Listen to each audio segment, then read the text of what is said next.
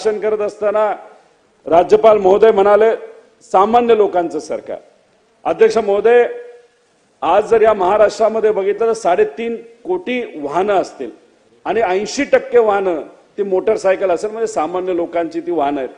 आता नवीन कायदा आलाय, HSRP नंबर प्लेट अध्यक्ष महोदय आपल्याला द्यायचे आहेत।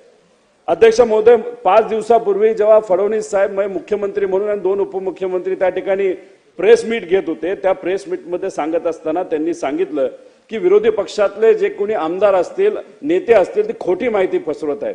त्यांनी तिथे सांगितलं की महाराष्ट्राचा HSRP नंबर प्लेटचा जो रेट आहे तो या देशामध्ये सगळ्यात कमी आहे।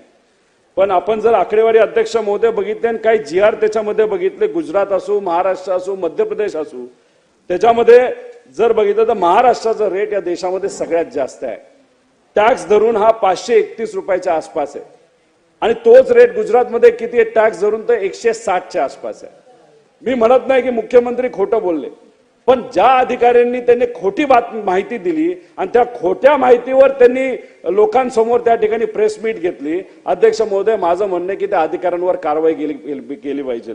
अध्यक्ष महोदय, ही कंपनी म्हणजे एकच कंपनी गुजरातला 160 रुपये एका मोटरसायकलला लावते आणि आपल्या राज्यामध्ये 550 रुपये अध्यक्ष महोदय वीट टॅक्स लावले जातात।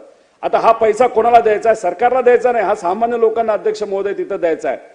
हा आकडा जर आपण काढला, हा जो फरक आहे गुजरात आणि महाराष्ट्रामध्ये, हा आकडा अध्यक्ष महोदय फक्त मोटरसायकलवर 1800 कोटीच्या आसपास जातो। म्हणजे सामान्य लोकांच्या खिशातून 1800 कोटी अतिरिक्त गुजरातच्या कंपनीला द्यावं लागतंय। अध्यक्ष महोदय, भाषणामध्ये आमची अपेक्षा आहे की मुख्यमंत्री आणि फायनान्स मिनिस्टरने तर कुणी का असेना तिथं जाहीर करावं, गुजरातचा जो रेट आहे ना तर गुजरातपेक्षा 5 रुपये कमी तरी आम्ही तिथं नंबर प्लेटला लावू, असं त्या ठिकाणी जाहीर झालं पाहिजे। अध्यक्ष